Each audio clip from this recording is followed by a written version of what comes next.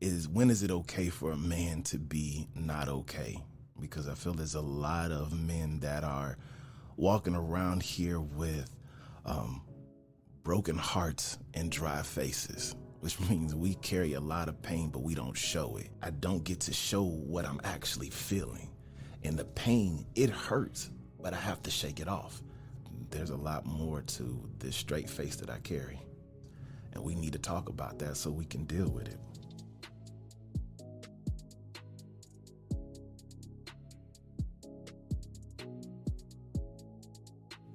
Welcome to the Authentic Exchange, where real men have real conversations and engage in authentic communication. I'm here today with a very special guest and fellow podcaster, Jahari Collier, a good friend and host of Adjusted Perception podcast. I'm happy to have you today. I appreciate you taking the time to join me and, share your story and give some of your insight and, lend some of your experience. So, what about the last episode resonated with you? In the last episode, what really resonated with me was just the conversation of when is it okay for a man to be not okay? Because I feel there's a lot of men that are walking around here with broken hearts and dry faces, which means we carry a lot of pain, but we don't show it.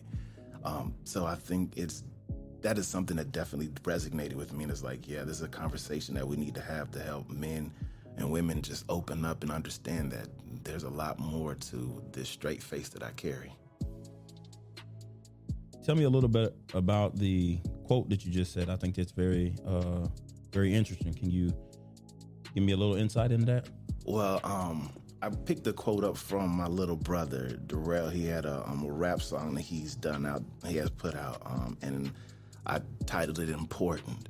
And in there, he's talking about that his heart's broke, but his face dry. Pain hurts, but I shake mine, which just, to me, it just says that, my heart is broken and I don't get to show what I'm actually feeling. And the pain, it hurts, but I have to shake it off. I can't display or show what I'm dealing with. So it's definitely one of those quotes, a part of his rhyme that is stuck with me since he put it out, that there's a lot of men out there that have broken hearts and dry faces. And we need to talk about that so we can deal with it. So can you tell me a time where maybe you felt like, you had a broken heart, or was there something going on? Has there ever been, a moment in your life that you felt like maybe you weren't okay, and,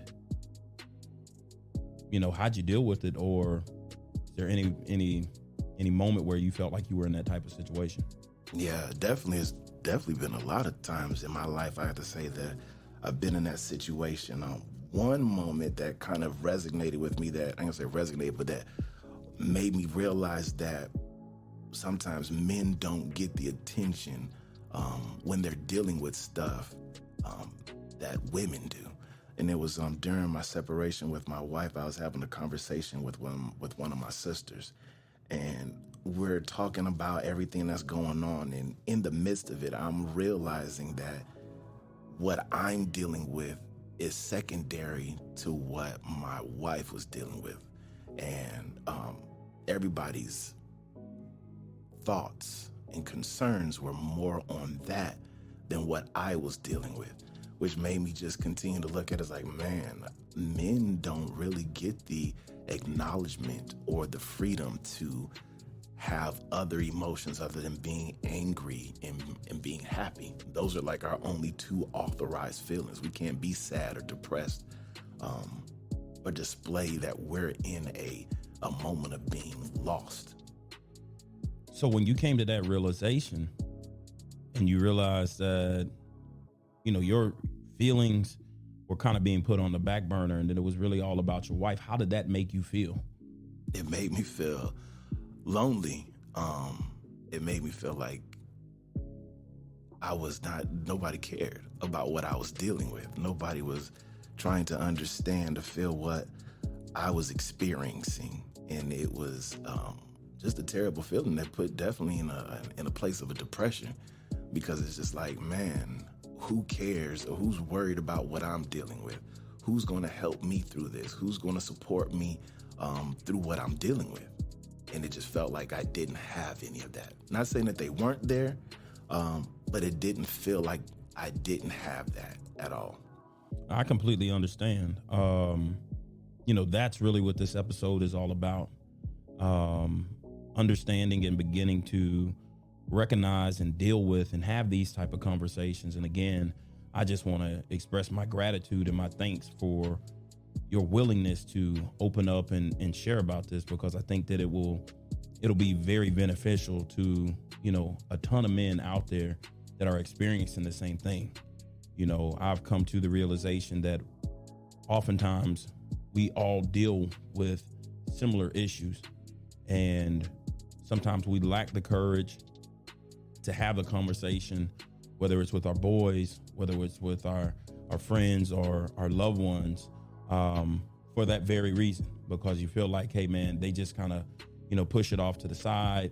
They just kind of, blow it off or just kind of indifferent to it altogether. And so I want you to, dive in and talk about that experience and share with us how you got through it, what it was like dealing with it, and, kind of give some insight into what it was like. I'm sure that was a difficult place to be in. Were there factors that led up to you kind of getting to that place where you felt like, hey, maybe I'm in a state of depression or I'm wearing down? Was there anything that you noticed? Definitely. There was probably times where like, I knew I wasn't at my best. There are times where you're dealing with stuff and you being yourself, you've been with you for your entire life. When you're on and when you're off. And when you're realizing you're off a lot more than when you're really on is when I realized that, hey, there has to be something going on with me right now.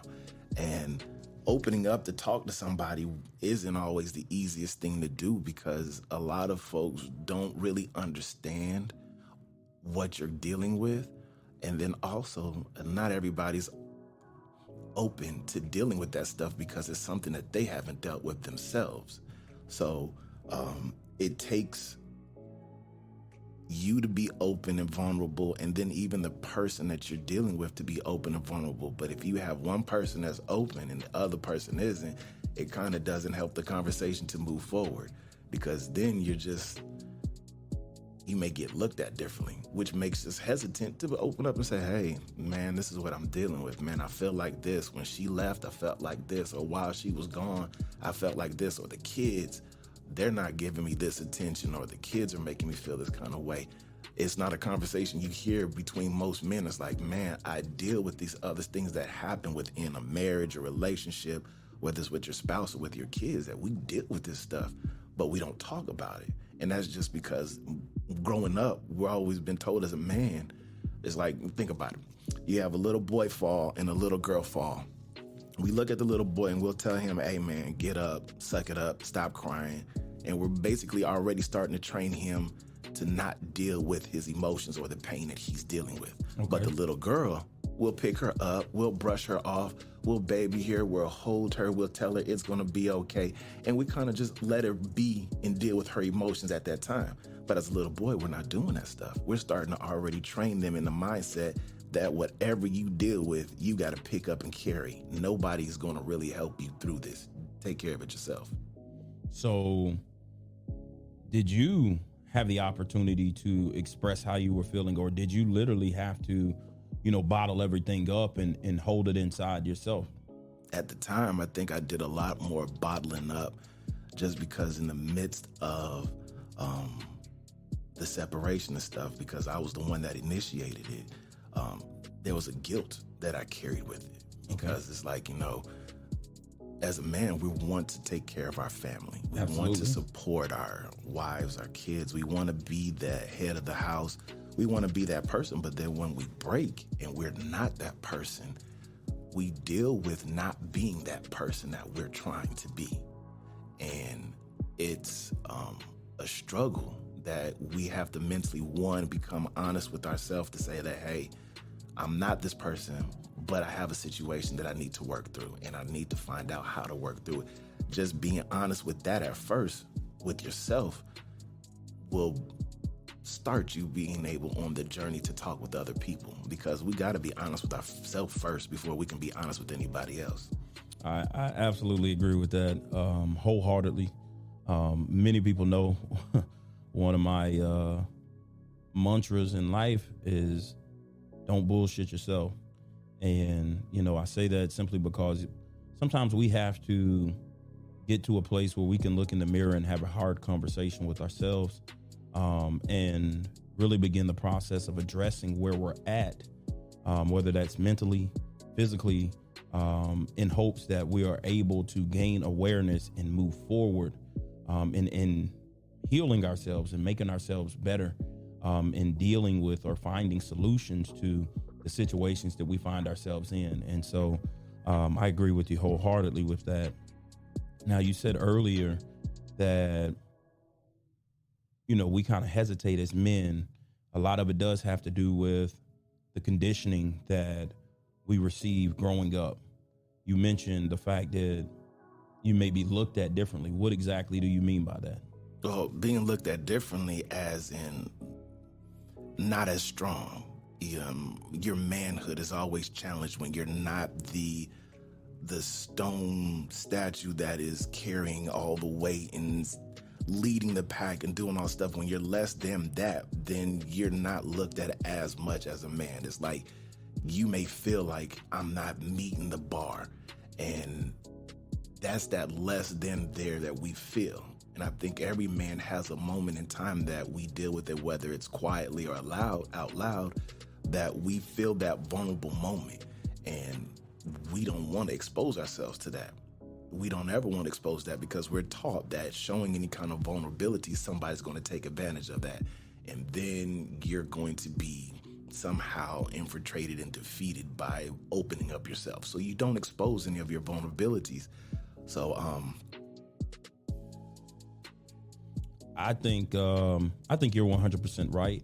And that is really, again, why I wanted to create this podcast. I wanted to build this platform to give men the space, the environment, the atmosphere to openly share what we deal with, and oftentimes hide and, tuck away or keep from other people, man. All the while it's killing us. It's stressing us out. It's got anxiety high. It's got depression high. And, I really think that, what you're saying reigns really true. And so I, again, appreciate the fact and the willingness to share, because part of what I believe this podcast is able to do is allow men to normalize sharing and being vulnerable.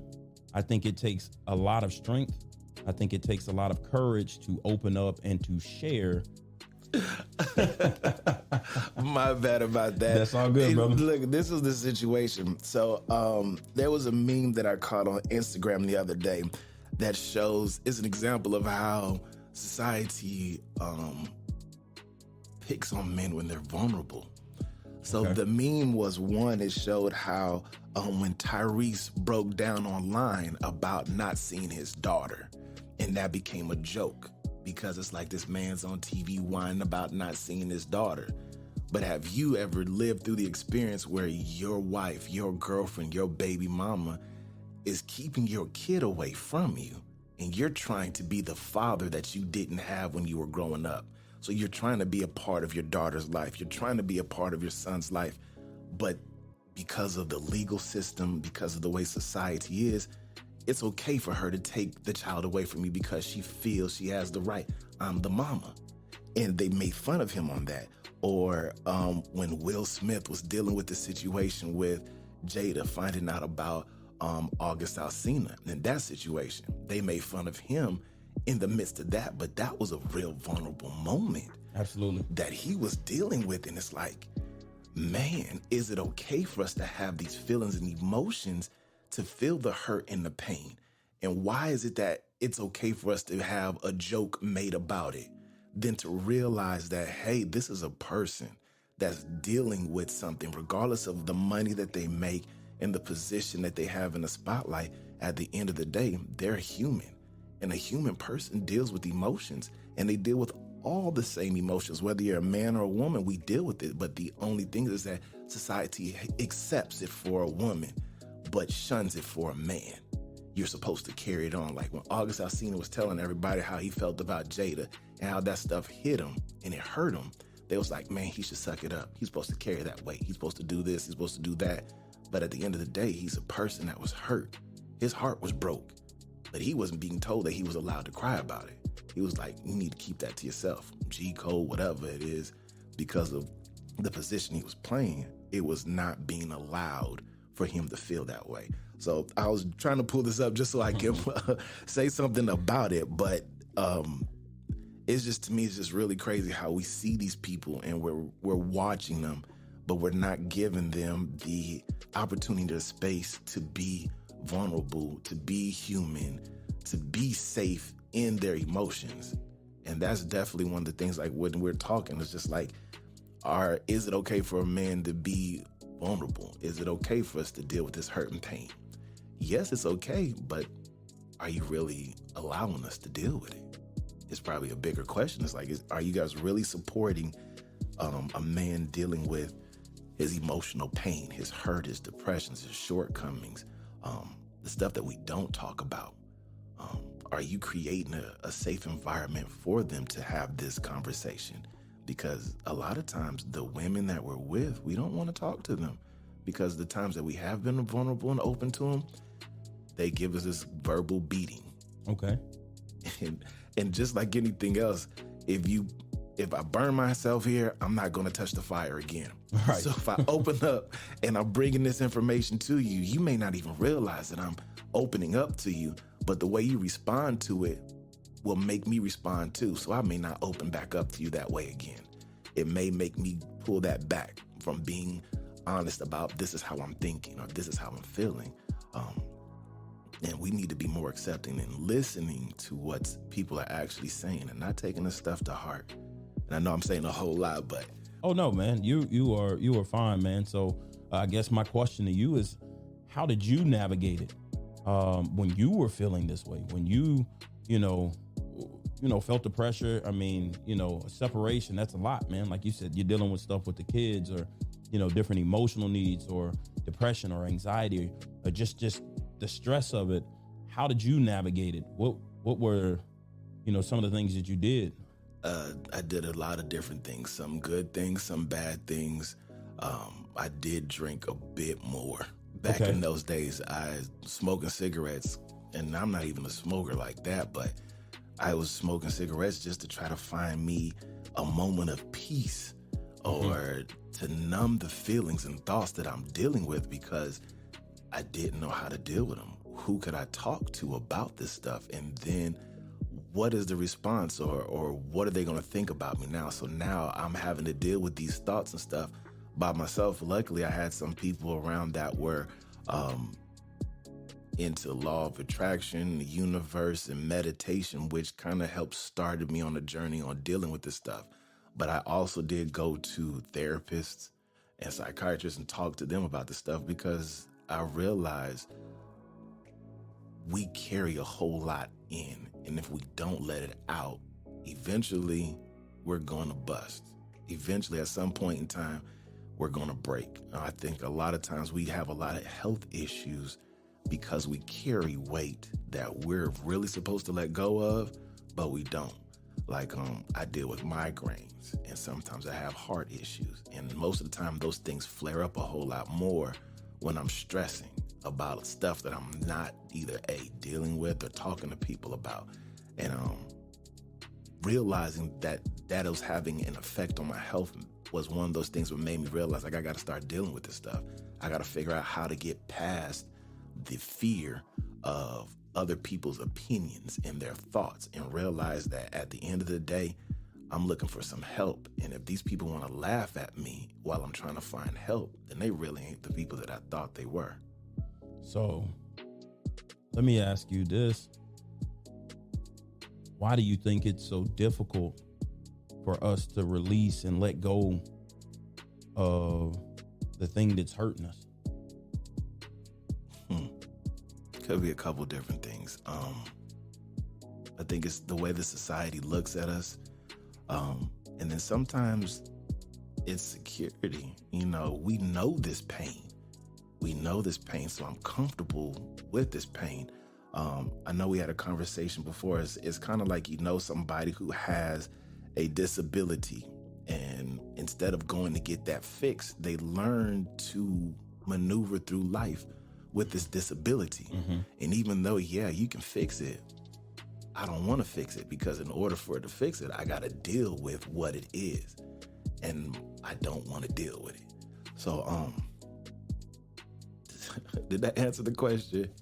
Yeah, no. I mean, it's no right or wrong answer as much as it is, you know, just getting some thoughts. And I think that is a very great answer, in the sense that I know a lot of people that have gotten so comfortable and used to dealing with pain or discomfort or stress or anxiety or depression, that literally, because it's so familiar, the thought of not feeling that scares them. Yeah, definitely. You know, it scares them in the sense that they're thinking like, okay, I know what this feels like. This is familiar. This is a comfort zone now. You know, like you said, I've dealt with it. I've learned to adjust my life to deal with it, but you've never really dove in and tried to heal from it, you know? And I think that is a big reason, you know, and I definitely, you know, want more men, want more people just in general to really, you know, take the first steps to beginning to deal with and beginning the process of healing. Now, I know you said that, you know, you smoked a little bit more, you were smoking cigarettes, you were, you know, drinking a little bit more, and you were just kind of looking for some peace, something to numb the feeling that you were feeling, some kind of relief from just what you were feeling. I speak in the episode, and I mentioned the fact that, you know, oftentimes we try to self-medicate first, you know, and sometimes we don't even realize it. It just becomes like a default action. I feel this inside, and so my mind just says, okay, you know what, let me just drink a little bit more. What was it that made you feel like, hey, you know what, maybe I need to go see somebody, maybe I need to go talk to somebody, you know, versus, you know, kind of drinking a little bit or trying to handle it yourself? The thing that, because I know that I was carrying the weight, and the only way for me to carry the weight was to release these thoughts. And I needed to talk to somebody that was not a part of any of what I was dealing with. And that can give me an honest perspective from the outside looking in. So being able just to go before the therapist and then talk to them about like, hey, I'm having this feelings about my marriage. I'm having this feeling about work. I'm carrying this stress from this past family hurt that I had growing up. Realizing that talking to them was one, it was helping me to identify some of the stuff that I was dealing with, because sometimes we don't even realize what we're dealing with until we start talking this stuff out. So in the midst of talking it out, then I'm starting to realize, okay, that may be a situation that I didn't realize that I was carrying, because it was one of those hurts that I got used to carrying all the time. I learned to function and live with this dysfunction. That mentally emotional dysfunction. I just got used to it, and it didn't matter to get fixed, because it's like, you know, I'm comfortable with this pain. But definitely going to a therapist and talking that stuff out was definitely a beginning part of understanding what was going on with me, and then just trying to find an avenue from that way to deal with it. So what gave you the courage to share your story and share, some of your experience today. How did you gain the strength to, navigate the thoughts that, hey man, how will people perceive this, or how will people look at me? What gave you the strength to say, hey man, I'm willing to be vulnerable. I'm willing to share, my truth and my experience, without, any kind of reservation or without thought to how other people, may respond to it. Well, one, because I feel like in life, our job is to assist and help one another. We were created to be a society of a collective group and not individuals. We're made to be individuals, but we're supposed to all come together to work our piece to make the collective group work. So my courage for coming out was just wanting to be out and talk with folks that deal with this stuff, because I know there's a lot of folks that are dealing with this, and they're not always saying that they're dealing with it. And somebody needed to step up to say it, just to start the conversation, so that you start talking with your loved ones and you ask them what's really going on. You ask them whether or not, am I a safe place for you to actually be open and vulnerable to share this stuff with? Because we'll carry it. A man is going to carry his stuff.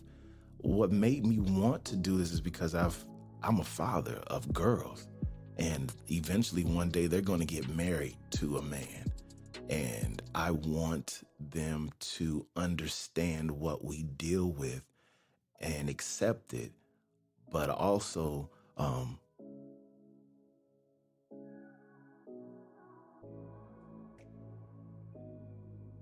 see that it's okay. I want them to see that it's okay. So I needed to be open and vulnerable, just because it's something that I want to establish and put for my kids, and then just to help other people out that are dealing with it. Because when I was going through it, I felt like I was by myself and I was alone, and nobody else deals with this kind of pain. But we do. We just don't talk about it. So I figured if I start the conversation, at least that'll help somebody else start the conversation that they were afraid to do. So what was the scariest part of it? I know you said, when you were feeling like you were by yourself, or when you were dealing with the pain and the hurt of the separation, what was the scariest part for you? Scariest part was just being by myself, and not knowing how to maneuver through what I was dealing with. Because it's not like we grow up and your dad's just talking to you, he's like, hey son, you're going to deal with this kind of pain. And when this happens, this is where you should be going, or this is how you should be thinking, or these are some of the actions that you should be doing. So it was scary being in uncharted territory by myself and not having a community to support me through that, because it's not a conversation that is discussed or shared in the community of men. It just isn't. Like, when was the last time you remember your homeboy coming up to you and say, man, I'm really messed up because of my divorce. I'm really messed up because me and old girl broke up. Or I'm really messed up because this is happening at work. We don't have those conversations. Not the circles that I've seen or been around. Just suppose it's not an open conversation that we have that exposes the vulnerability and the true feelings that we carry. I get to have these type of conversations, as you know, on a regular basis. And I get to have them simply because what I recognized is that there are a lot of men that are hurting. Yeah, definitely. And what I've tried to do is provide the space. I've tried to hold the space to allow men to share. And I try to approach it from a non-judgmental standpoint, and just try to have empathy and compassion, because my journey was very, very similar, in the sense that I realized that when I begin to become vulnerable, when I begin to open up and I begin to share, like, it released a whole lot of weight for me. It took a lot of the pressure off of me, and it also helped me to connect with the people that I was around in a much more authentic and meaningful way. I think those are the things that we're looking for in life, are just those connections, those interactions with people where, it's genuine and it's real. And the moments where we feel like we can show up and truly be ourselves and we don't have to hold anything back because, nobody's going to try to call out my manhood and nobody's going to make a joke about it. And I think, when you brought that up, we do, I'm sure that a lot of us were guilty about the Will Smith stuff or the Tyrese stuff, but those are real situations. And, I know several guys that have been in those situations, and while they were going through them, it wasn't a joke.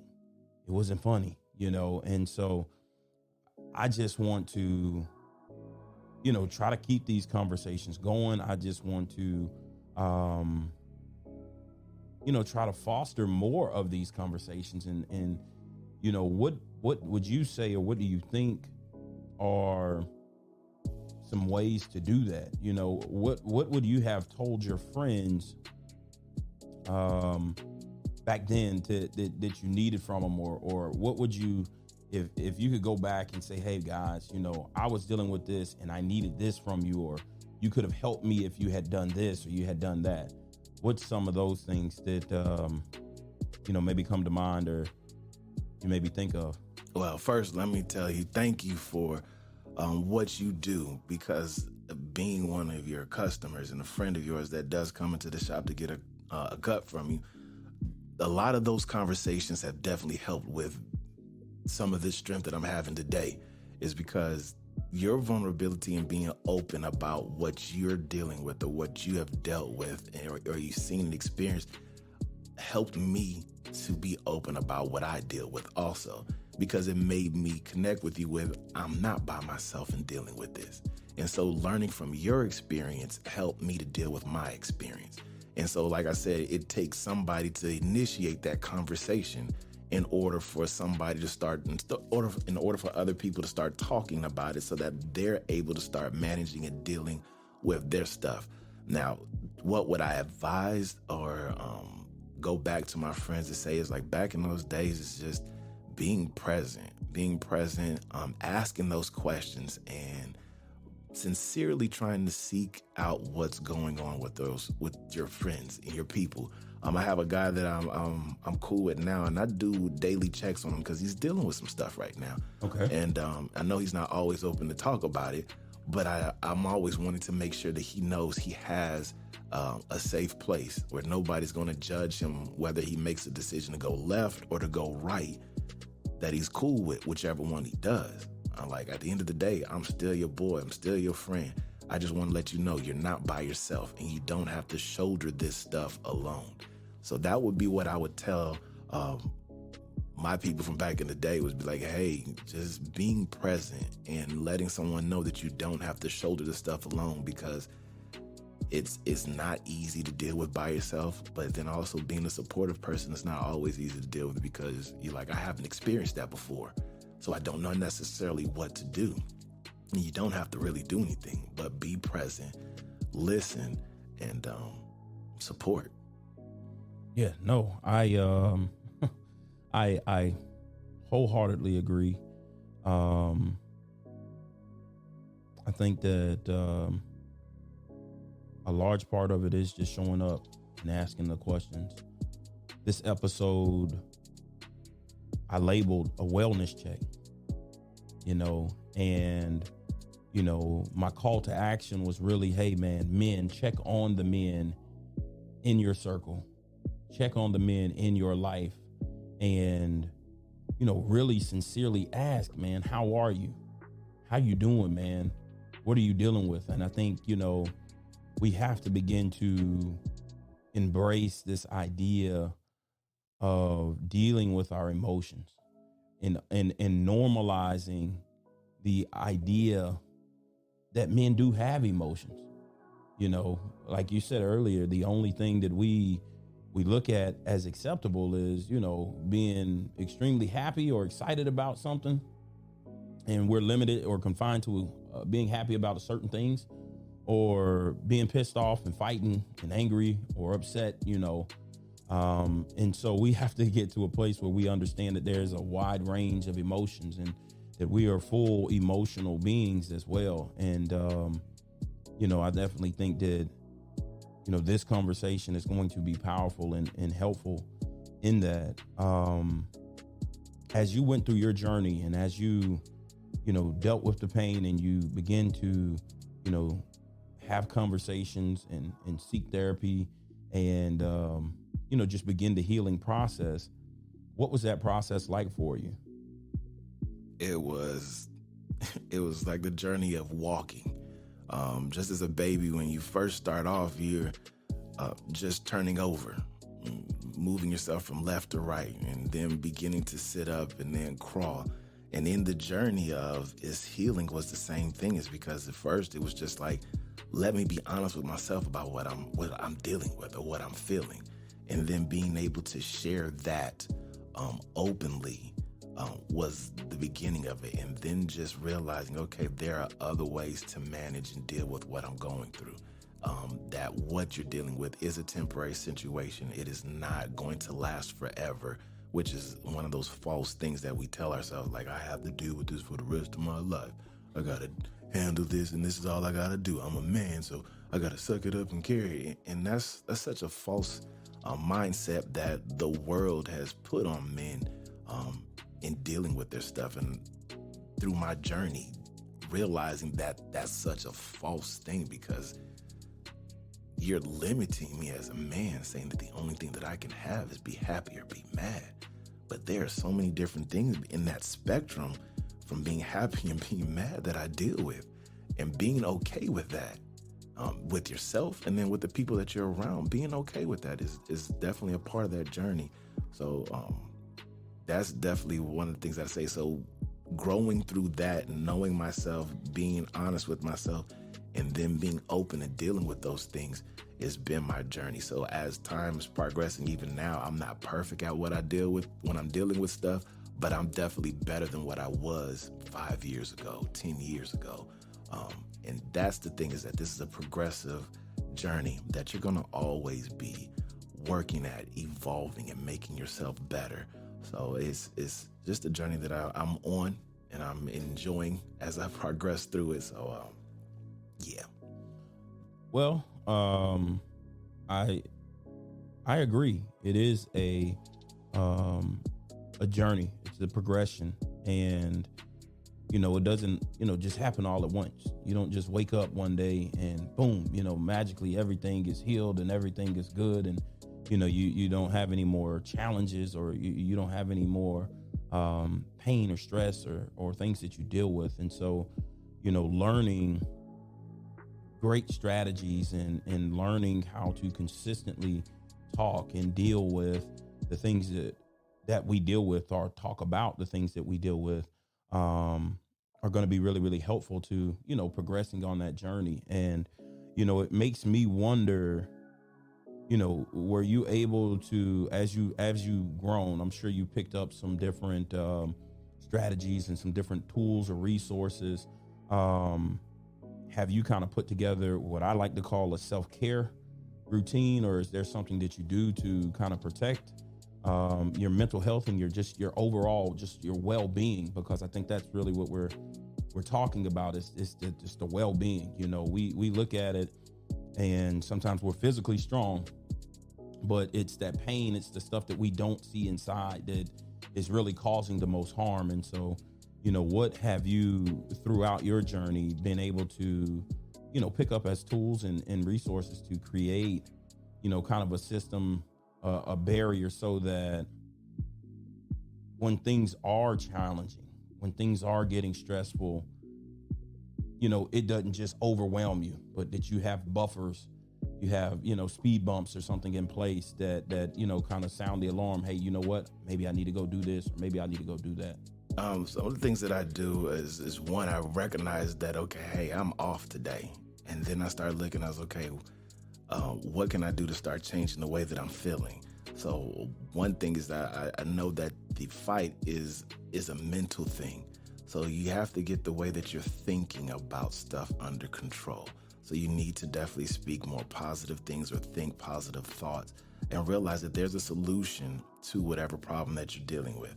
And then just allowing the universe, yourself, to have those answers come up meditation is one thing that I do that helps out also. Exercising is definitely one of those things that I also put in just to kind of help relieve some of those tension that I deal with, and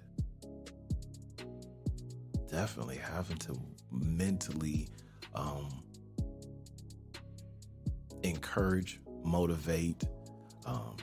There are some of those, what do they call them? Those like word of the day or word of the day, inspirational quotes or something. All of those things. So those things, they work because you have to you feed yourself. Affirmations. There we go, my man. Affirmation. Those things right there. Definitely, there's a book that I'm reading right now that you hit me on to, called The Power of the Subconscious Mind, and I'm reading throughout that book, and there's different affirmations that I pick up and I use on my day-to-day journey and what I'm dealing with. So when I'm thinking certain thoughts, I'll start to repeat some of these things. And sometimes I pray, and I talk with God, talk with myself about these things. These are the things that I do that when I know that I'm starting to head down that dark tunnel of let's see, I like to say that is where you're unproductive. Okay. Yeah, that's what it is. Because I think when we get into, some of us deal with our depression through being non-productive, or just sitting in it, and we need to actually start doing stuff to change the way that we're feeling about it. So we have to be active. So these are just some of the things and tools that I have in place to help myself when I'm getting into or feeling myself going down that road. So what do you do when you need a moment, just a moment for yourself? What do you do? What's is there, outside of, you said exercising or reading, is there anything else that you do that just, hey man, this, helps me de-stress, it helps me, relax? Running, playing pool, and I like to watch movies because I feel like there's times when I need to just turn my mind off from actually trying to resolve a situation. Because I feel as men, we're kind of programmed to fix stuff. Oh, so yeah. Even in ourselves, we're constantly like, this has to be done. I got to do this. I got to do this. I got to fix this. I got to resolve this. I got to do this. And we need to stop. We need to stop and just take a break. So even hanging out with the boys sometimes, going out to have a cigar, or just going out to watch a game, just doing something that's not going to be, a solution dependent. Like, it doesn't need that stuff. So those are the type of things that I'm doing outside of those other ones. So I'm curious. You talk a lot about, just the awareness that you've gained in terms of understanding or recognizing when you're feeling a certain way. Can you talk to or speak about, what that was like? How did you develop that awareness? What was it that, helped you kind of, clue in on, what, here's some warning signs, or here's some, red flags that, hey, I need to stop. I need to, slow down, and I need to, start prioritizing my well-being again. I'm normally an upbeat person. I like to joke. I like to laugh. I like to talk. And when I find myself in a position where I don't want to talk, and my energy of being very happy and excited about today is lower than what it normally is, and I'm finding myself thinking thoughts that are taking me down a sadder road. Because most of the time it'll start off at the beginning of the day with, you missed this, or I wish I had that, or I didn't complete this thing here, or this is too hard. And we beat ourselves mentally in some way. Oh, absolutely. And once you start that beating, it's kind of like, oh man, how do you pull back from that? And then after you get the whooping, you still feeling the sting. Is like, how do I get over the pain of what I'm dealing with? So throughout my years, I've noticed how my mind functions when it starts to go down those roads of finding ways to guilt myself, or to beat myself for not making the mark that I set for myself, or comparing myself to other people.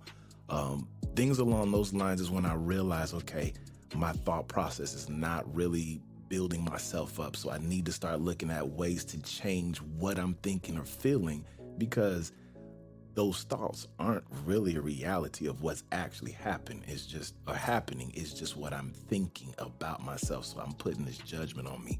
So once I stop putting so much judgment on myself is when I start to realize, okay, we can deal with this stuff. And then I start putting some of those tools, whether it's meditating, reading, or listening to something that's actually going to encourage and build me up, is when I start to come out of that feeling or that mindset. Man, I think you just hit on something that is huge that I don't think that we discuss enough. As men, we oftentimes have a tendency to beat ourselves up. We oftentimes have a tendency to judge ourselves and speak harshly to ourselves for things that we, feel like we haven't accomplished or we haven't done, or the things that we, maybe felt like we let ourselves down with, and those things right there. And so, one of the questions that I ask in the wellness checkup episode is just that, going back to your example, if one of your kids was to fall and hurt themselves, one of your boys, was to come to you and say, hey man, I'm dealing with this, I'm struggling, or if it was your wife, and you would show them compassion, you would approach it from a different way. Why is it so hard for us to approach ourselves with the same level of compassion, non-judgmental, love that we need to get through these situations? They're inevitably going to happen, but I'm curious as to why we are so hard on ourselves, and we act like, hey man, I have to beat myself up. I have to, it's enough that you get things from the outside. You may get stuff from, other people, but what you're doing to yourself in terms of that internal dialogue, that internal conversation that you're having with yourself. I think it's very, very powerful to observe and see if you are beating yourself down, or if your internal conversation is building you up. But it's one of the things I look at it as a society type situation, and we're not taught self-love. As a man, you're not taught to love yourself. You're not taught to take care of yourself. We're taught to take care of everybody else. We're taught to support everybody else. We're taught to be there for everybody else. We're taught to carry the stuff for everybody else, but we're not taught to deal with it ourselves, or how to help ourselves deal with this. I think nowadays, and when I say nowadays, I mean within the last maybe 4 or 5 years, I think it's becoming more common to hear men do things to take care of themselves for their own mental health. But before then, it wasn't something that is discussed or talked about or shared, even between homeboys.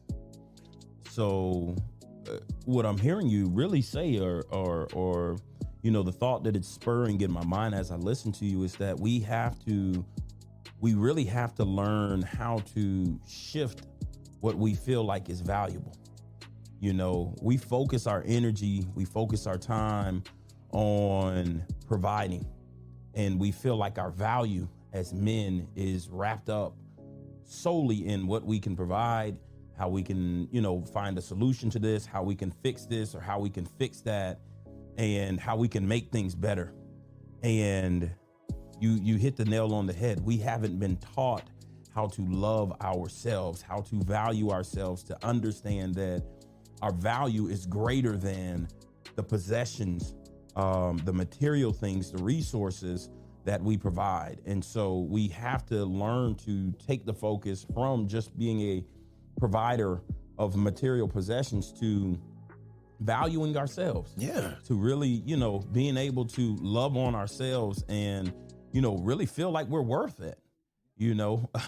I think that it's strange even sitting here saying that, because you just, so many thoughts are running through my head right now. Like you were spot on.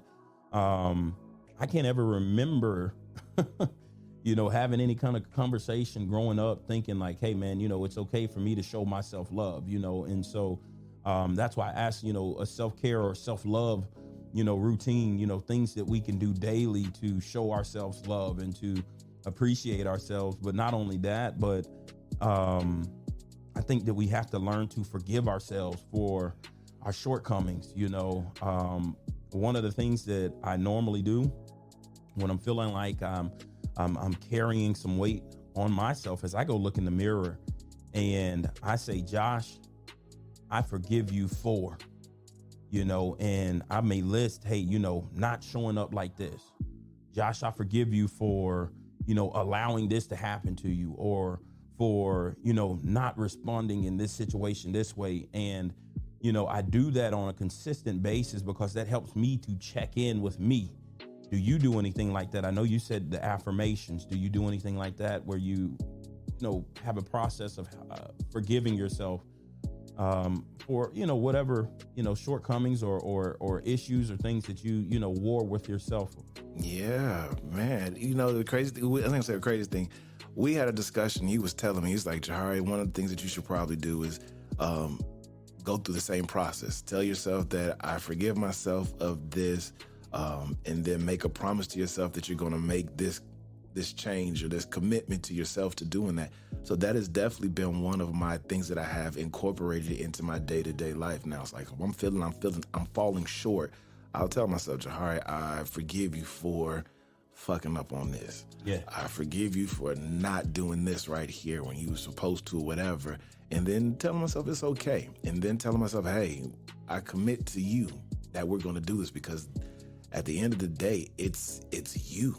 It's you that you have to deal with this and push yourself, because any external force can push you, but it still becomes a choice that you have to make, whether or not you're going to allow that to push you forward or if you're going to stay where you are. I think a lot of times we fall back on this excuse that I don't have a choice and I ain't got a choice to do this or be this or feel this way. I don't have a choice. And at the end of the day, we really do have a choice. When you don't make a choice to do anything different, you made a choice. Absolutely. So it's making the mental choice to do something different, to be something different. We can be anyone that we want to be. We can deal with whatever we want to. You just got to make that choice and that step to go towards it. There's nothing that's impossible for us to do. It's just you just got to make the choice that you can make it happen, and you got to go forward through it. That's the only way you're going to be able to fix it or get healed from it or get better from it, is you have to push yourself. Nobody else can do it for you. You have to push yourself, but we do still need that support that encourages us on that road while we're doing it. Absolutely. The support, the encouragement is good from a supplemental standpoint, but there is no substitute for you making a conscious choice and prioritizing yourself. I think that, a detriment of men is that we look and we choose to serve others before we look and we choose to serve ourselves and make sure that we're okay. Crazily, I'm sitting here we're talking, and I'm like, it's like when you buy a gift for somebody, you don't mind blowing a lot of money on somebody else. If it's your old lady, it's your girlfriend, you don't mind buckling out a couple $100, a couple $1,000 to make sure that they good. But then do you spend that same money on you? So what you just said is huge, man. And that's going to be a whole nother episode, man. As men, we definitely have to learn to appreciate and, again, show yourself some love. I had an issue with that, huge issue with that. And like I said, this is going to definitely be another episode because I learned through just understanding, having conversation with my wife.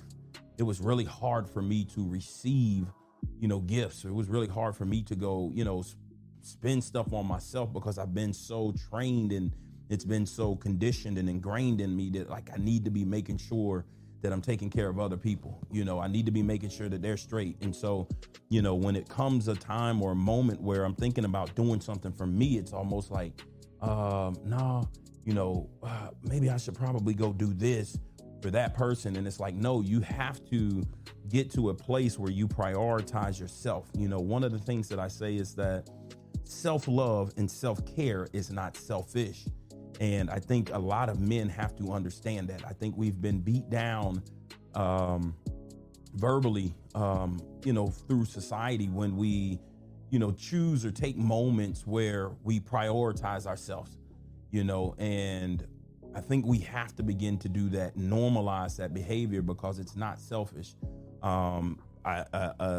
Example that I give is that you can't pour from an empty cup. If you're depleted from giving and fixing and putting out fires and finding solutions for everybody else, that you don't have the capacity to help yourself, something's wrong with that. Yeah. But it's just like you were saying, like the selfish part, we have made it to be such a negative thing to be selfish. I think it's with everything else in life, we have to find a balance with it. It's okay for you to be selfish with yourself, selfish with your time, selfish with your thoughts, because that's what you need to do for yourself at times. So you do need to take some time for you, and it's okay. It's okay for you to do some stuff for yourself. It's okay. And we have to be okay with that. Just like you said, we have to be okay. And it's all right to be selfish. We just got to balance out how we're managing that.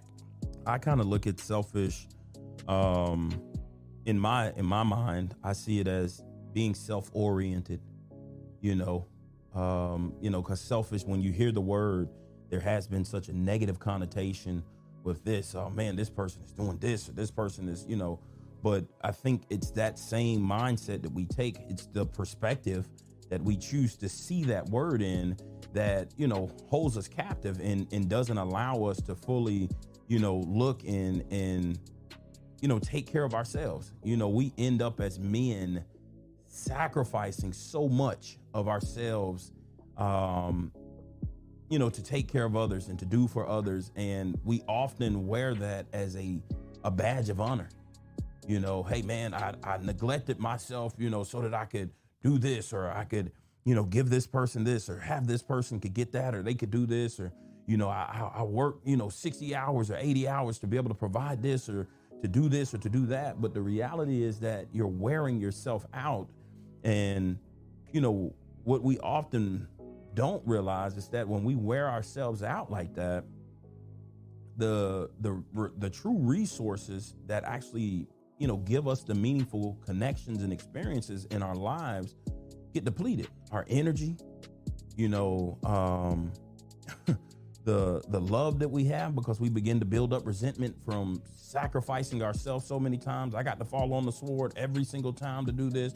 So all of the things that really bring value to the relationships and the people that we love, we end up, because we are so ingrained in this, I can't focus on me, I can't be self-oriented and make sure that I'm okay. We end up, losing and missing out on that. And there are a lot of relationships that suffer as a result of that. Yeah, they do. I'm listening to you. In the back of my mind, I'm thinking about there's the statistic on how women live longer than men. And my thoughts behind that is because we carry so much weight. We carry emotional weight, financial weight, our own mental weight, and we're not given the avenues or the venues to deal with that stuff and move forward. But women are. It's acceptable for a woman to deal with her emotions, whether they are outlandish and crazy and wild. It's okay. But a man, it's like you get looked at differently for doing that. We've got to put ourselves first. We got to take ourselves from dying on the sword and taking the bullet for everybody, and start looking at how we need to protect ourselves, how we need to build ourselves up. Because as you were talking about on the plane, is that when the masks come down, they tell you put your mask on first and then take care of everybody else. So in the same way is that in order for you to be the best man that you can be for the people that you love, you got to take care of yourself. Must. Yes, sir. In order for you to be the good person for them, you got to do that. If you got children, you got daughters, we're the example of what we're putting in front of them for them to look at what they're going to have later on. Their relationship or the man that they're with, they're looking at you. as the example, which is one of those pressures that we carry. We don't talk about it a lot, but that's a pressure that we carry. Absolutely. I mean, I have conversations on a regular basis with fathers that, I ask, if you couldn't say another word, if you couldn't give your son any more advice, if you couldn't give your daughter any more advice, what example, what would you show? What would you demonstrate in your actions that would help them, be better, that would help them, learn how to function and move throughout life? And, I think prioritizing yourself and showing yourself love are things that I've kind of consistently heard, from these men. And part of that, when I think about it, you look at your daughters, and I hear some men talk about their sons and just, normalizing, hey, it's okay, man. I think you have a very unique perspective with daughters because you get to kind of teach them how to respond to a man when he's dealing with something, which is I don't know that a lot of women know kind of how to operate in that they know how to deal with their emotions, but because it comes across as so foreign for a man to actually be dealing with something, the concept seems so like far-fetched that, oh, as a man, you can actually have emotions and you can be sad and you can be dealing with things. I think that they lack the knowledge or the skill to do it at times. And so, what you're able to pour into them, I think is going to help them with the men that they deal with in their life and as they go throughout this journey as well. So, I want to just again say thank you for taking this time to have this conversation. It's a very, very, very needed conversation. And, my hope is that more men will be willing to have these type of conversations to express how they feel, what they're thinking, and do it from an honest and transparent place. No shame, no fear of judgment. Nobody's manhood is being called into question. I think it takes, like I said, a lot of courage, a lot of strength to acknowledge a weakness, to acknowledge a fault, to acknowledge when you're in pain. It takes a lot of strength to be able to say, I need help. It takes that. And so, I commend any brother that, is willing to speak up and say, hey, man, I'm not trying to do this on my own. One of the things that I say, and I mean it, it's one of the African proverbs that I love that really resonates with me, is that if you want to go fast, go by yourself. But if you want to go far, go together. And this, forum, this podcast is my attempt to bring men together. It's my attempt to get us to learn to go together, man. And that, we can build each other up, that we can really help strengthen each other, because I think that we strengthen our families, we strengthen our communities, we strengthen the world when we can support each other, when we can be healthy, not just physically, but mentally. And when we can prioritize our well-being, I think that is a powerful place to be in. And it's a place that overall has impact on everybody and everyone that we come into contact with, man. And so, again, I just want to say I appreciate you. I thank you for sharing your experience. One last thing before we wrap up, let me ask you this. Is there any last piece of advice or anything that you want to share with the men, and just leave as a lasting thought as we wrap this up?